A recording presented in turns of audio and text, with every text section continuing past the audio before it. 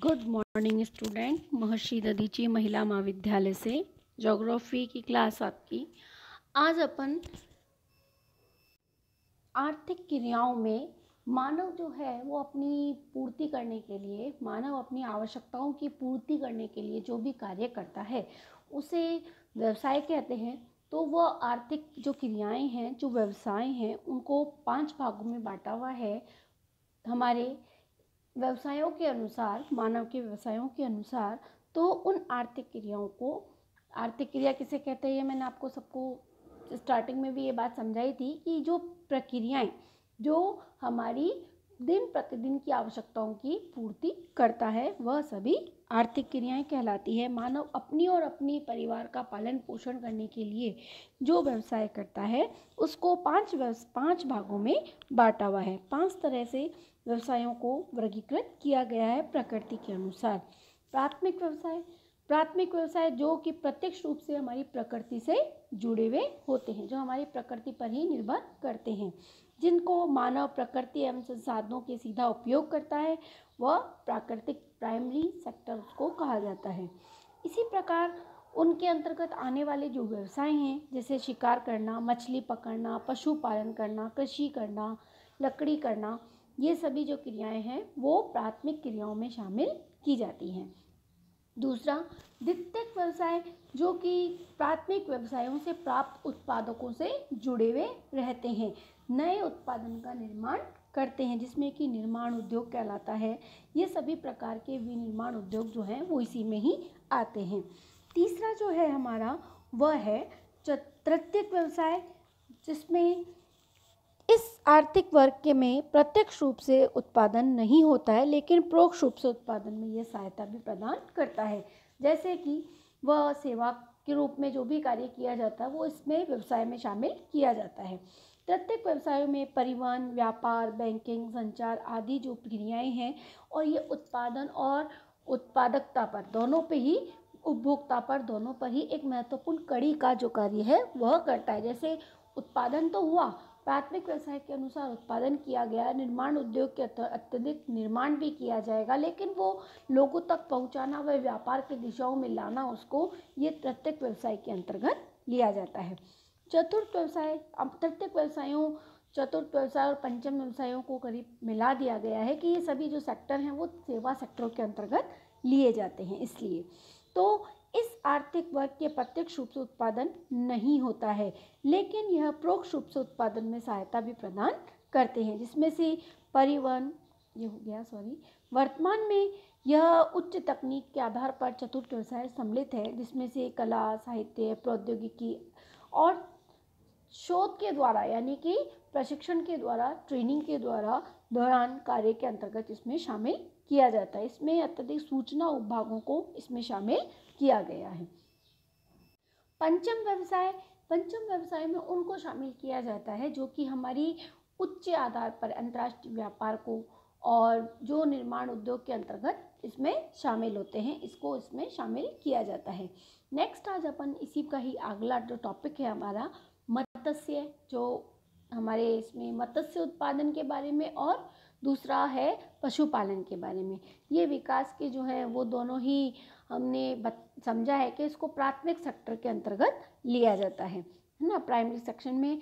तो मत्स्य का अर्थ पानी में जो मछली पकड़ना है उसके है। मत्स्य उत्पादन सब आप जानते हो, मछली से है। हम भोजन के द्वारा अन्य संसाधनों में भी इसका उपयोग करते हैं। जिस प्रकार पशु पदार्थों में से 3% में से मछली का उत्पादन, जैसे जैसे संसार में जनसंख्या बढ़ती जा रही है, कृषि संसाधनों की भी कमी होती जा रही है, तो वैसे वैसे मत्स्य उत्पादन का महत्व भी बढ़ता जा रहा है। जिन जगहों पर भूमि जो है, नदियों के आसपास में ऐसी भी कुछ भूमि होती है जो दलदली भाग रहता है, तो वहाँ पर मछलियों का उत्पादन के द्वारा ही व्यवसाय निर्मित किया जाता है, जो कृषि उत्पादन जहाँ से प्राप्त नहीं हो सके। तो भोजन में 10% भाग जो है मछलियों से ही प्राप्त होता है। समुद्री खेती भी इसको कहा जा सकता है। हमारे कृषि की भांति न तो भूमि जोतनी पड़ती है और न ही बीज बोना पड़ता है, न खाद डालनी पड़ती है, न सिंचाई करनी पड़ती है, और न ही फसल पकने की इंतज़ार करना पड़ता है। तो ये एक साधारण जाल है जो कि मछली पकड़ने के लिए बहलाया जाता है। हम अनुमानतः कह सकते हैं कि जल में मछली का 30,000 जातियाँ पाई जाती हैं। प्रकृति को 2 भागों में विभाजित किया जाता है इसके द्वारा, ताजे पानी की मछलियाँ और समुद्र की मछलियाँ, खारे पानी की मछलियाँ। ठीक है, ताजे पानी की मछलियों में तालाबों के द्वारा, जो झीलों के द्वारा जो मछली का उत्पादन हो रहा है वो ताजे पानी की, और जो समुद्रों में खारे पानी की जो मछलियाँ हैं जो समुद्रों में उत्पादित होती हैं। उत्तरी गोलार्ध में मध्य अक्षांशों के जो मत्स्य का उत्पादन है विकसित होने के इसके क्या कारण है? भौतिक, आर्थिक सभी कारण बताए हुए हैं, जिसमें से भौतिक कारण महाद्वीपीय मग्न तट, जो कि ये आपको 12th में आपने इसके बारे में पढ़ा है, मत्स्य उत्पादन के बारे में, तो इसी के अनुसार ही कि यह अधिकतम गहराई 200 मीटर होती है। वहाँ पे सूर्य के प्रकाश आसानी से पहुँच जाता है, जहाँ पर ऑक्सीजन पर्याप्त मात्रा में मिल जाती है, वो तलछट प्रचुर मात्रा में मिल जाता है, वहाँ पे मछली उत्पादन उपयुक्त हो सकता है। जिन जगहों पर इसके लिए भौतिक जो दशाएं हैं हम देखें तो उन क्षेत्रों पर जहाँ पर कि ठंडी और गर्म जो धाराएं हैं जहाँ आकर मिलती हैं, तो वहाँ बहुत अच्छी मात्रा में कृषि का उसका मत्स्य उत्पादन होता है, जिसमें से चारागाह का जो क्षेत्र है, प्लेकेटन कहते हैं इसको, ये निर्भर करती है। प्लेकेटन एक प्रकार के सूक्ष्म वनस्पति होती है, यानी कि सूक्ष्म जो जीव होते हैं वो इसको गर्म और ठंडी धाराओं के रूप में उसको भांति को बढ़ाते हैं। इसमें बैंकों के द्वारा भी चबूतरों की विद्यमानता रहती है, जैसे कि जो हल्के समुद्र में जो भाग हैं वहाँ पे चबूतरे बने हुए रहते हैं, तो ये मछली पकड़ने के लिए एक उत्तम स्थान बताया जाता है। न्यू फाउंडलैंड में दक्षिणी पूर्व में ग्रैंड बैंक के नाम से, उत्तरी सागर में डागर बैंक के नाम से यह उदाहरण है। कटी फटी तट जो रेखा है वह भी इसमें लिए सहायता प्रदान करते हैं। समुद्र का जल शांत रहता है, वहाँ पर शांत जल में रहना पसंद नहीं करती हैं। समुद्री तूफानों में अधिक भय नहीं होता है, जिससे मछुआरे दूर तक मछली पकड़ने के लिए जा सकते हैं। विश्व में प्रमुख मछली जो बंदरगाह है, जैसे कि नॉर्वे में बैरगन, ग्रेट ब्रिटेन में गिस्प्री, यारमाउथ में और जापान में याकोहामा आदि जो हमारे उत्तरी गोलार्ध के मध्य के अक्षांशों में स्थित हैं। इसी प्रकार जहाँ जो मैंने आपको गर्म धारा के बारे में बता रही थी कि जहाँ पर गर्म और ठंडी धारा आकर मिलती है, जैसे गल्फ स्ट्रीम की धारा वहाँ पर न्यू फाउंडलैंड में लैब्रोडा जो कि एक ठंडी धारा है, और गर्म धारा से ये जब आकर मिलती है जापान के पास में, तो शिवो को गर्म धारा के रूप में क्यूराइट ठंडी धारा में मिलने से इन क्षेत्रों पर अधिक मछलियों का भंडारण होता है। इसी प्रकार शीतल जो जलवायु है, प्लेकेटन अधिक मात्रा में मिलता है, तो वो मछली के भोजन होते हैं, इसलिए वहाँ पर मछली अधिक देर तक खराब नहीं होती है। वनों की जो विद्यमानता है प्रचुर मात्रा में जहाँ पर पाए जाते हैं, नौकाएं, उपकरण आदि बनाने में सहायता मिलती है, तो उन जगहों पर भी यह यूरोप के उच्च अक्षांशीय भाग, कोणधारी वन के बाद विशेष रूप से वहाँ पर अत्यधिक मत्स्य उत्पादन हो सकता है। आर्थिक कारण में देखें तो मांग, बड़े उद्योग धंधों के पास में जो अत्यधिक मांग रहती है, तो इससे भी प्रोत्साहन मिलता है इन लोगों को। खाद्यान्न की जो कमी है, जहाँ पर जैसे कि जापान, न्यू फाउंडलैंड, नॉर्वे, ब्रिटेन, यहाँ पर खाद्यान्नों की कमी है, भूमि पहाड़ी है, वह अनुपजाऊ है, तो कृषि में क्रिया करने में बाधा उत्पन्न होती है, तो वहाँ पे मछली पकड़ने का प्रयोग आसानी से किया जा सकता है। ये उत्पादन अच्छा होता है। यातायात की जो सुविधा है, बंदरगाह आंतरिक भागों में रेलों और सड़कों से अच्छी तरह से मिली हुई है। मछली दूर स्थित बाज़ारों में पहुँचना वह अति भाग है। शीत भंडार के द्वारा शीत भंडार की सुविधा भी मिल जाए तो काफ़ी देर तक सुरक्षित रखा जा सकता है। वैज्ञानिक विकास में शीत भंडार तो विज्ञान की देन है, तो इसी के अकॉर्डिंग अगर हम देखें तो मत्स्य उत्पादन में कई प्रकार के से प्रोत्साहन भी मिलता है। सुखाया जा सकता है, डिब्बा बंद करके उसको बोल सकते हैं कि डिब्बा बंद करके एक जगह से दूसरी जगह पर आसानी से भेजा जा सकता है। हमारे विश्व में मत्स्य उत्पादन के जो क्षेत्र हैं उसमें उत्तरी गोलार्ध का भाग और शीतोष्ण अक्षांशों पे जो भाग है उसको 4 भागों में यहाँ पर स्थित है। उष्ण पश्चिमी प्रशांत महासागर का जो मत्स्य का जो क्षेत्र है, जिसमें कि चीन का भाग, बेरिंग सागर से पूर्वी भाग जो है वो सबसे बड़ा मत्स्य का क्षेत्र है। यहाँ पर 100 लाख टन मछली पकड़ी जाती है। अकेला जापान 70 लाख टन मछली पकड़ता है। अगर हम देखें तो जिसके कई कारण हैं कि यहाँ पे मत्स्य उत्पादन अच्छी मात्रा में है, जिसमें जापान के द्वीपों का देश है। 40,000 मछुआरे यहाँ पे गांवों में निवास स्थान है। यहाँ पे कटी फटी सुरक्षित बंदरगाहें हैं जो मछली पकड़ने में सहायता प्रदान करती हैं। जापान के सभी द्वीप मग्न तट पर स्थित हैं, जिससे कि मछली पकड़ने में सहायता भी देते हैं। और यहाँ की जो ठंडी धारा दक्षिण से आने वाली क्यूरेशो से गर्म मिलकर जापान में मिलती है, ये आपको मैंने समझा दिया इसमें आगे भी। यहाँ पे 16% भूमि जो कि कृषि योग्य है, और कृषि उत्पादन के पर्याप्त नहीं हो पाता, तो खाद्यान्नों के उत्पादन के लिए, खाद्यान्नों को पूर्ति के लिए मछली उत्पादन किया जाता है। जनसंख्या अधिक है, मछली का महत्व भी अधिक है। जापान की ठंडी जलवायु मछली जल्दी खराब भी नहीं होती है।